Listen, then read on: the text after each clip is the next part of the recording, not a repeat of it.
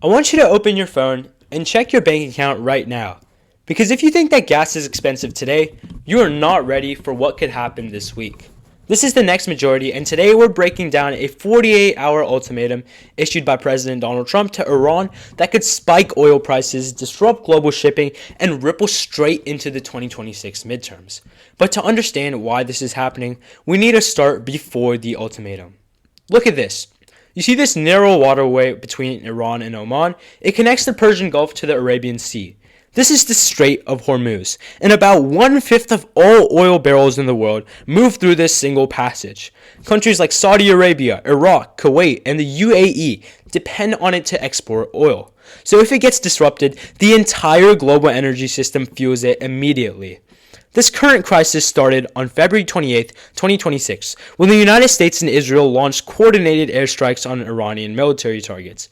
According to this reporting, those strikes were aimed at weakening Iran's regional capabilities. Iran responded within days. Missile launches, drone activity, and threats targeting U.S. allies in the region. At that point, this stopped being a contained conflict. It became a regional escalation.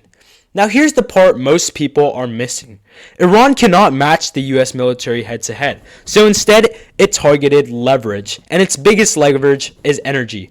According to Reuters, Iran announced that the Strait of Hormuz is technically still open, but not for ships it considers enemy linked, meaning vessels connected to the US or its allies.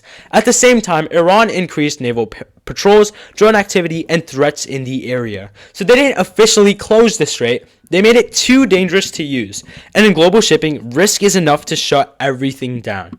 And the effect was immediate. Shipping traffic towards the strait dropped by 95%. Oil tankers stopped entering. Insurance costs spiked. Companies began rerouting or halting shipments entirely. And at that point, supply didn't disappear completely. It became unreliable. And that's all markets need for stuff to become volatile. Oil prices surged as a result. Now Brent crude climbed to around $110 to $115 per barrel, the highest level it's seen in years. And this happened before any full shutdown, before any US retaliation, and just because it's based on disruption and uncertainty. That's why gas prices in parts of the US are already rising sharply, because oil is upstream from everything. Transportation, food, shipping, manufacturing. When oil moves, everything moves. And when oil spikes, everything gets more expensive. Now we reach the turning point. On March 22nd, 2026, President Trump issued a 48-hour ultimatum to Iran. Fully reopen the Strait of Hormuz, or the United States will carry out strikes on Iranian power plants and energy infrastructure. Iran responded by warning that if it attacked, it could completely shut down the strait and target regional enemy systems. This creates a very simple but dangerous chain reaction.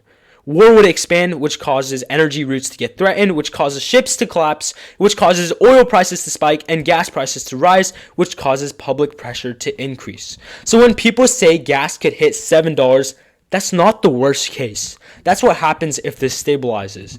If the strait is fully shut down or energy infrastructure gets hit, prices don't just rise. They spike, and they stay elevated at that level. And this is where everything connects together. Because gas prices are one of the fastest ways foreign policy becomes domestic politics, people don't need to follow geopolitics to understand this. They just need to fill up their car. And if this continues, this won't be an international crisis. It will become the defining issue of the 2026 midterm election.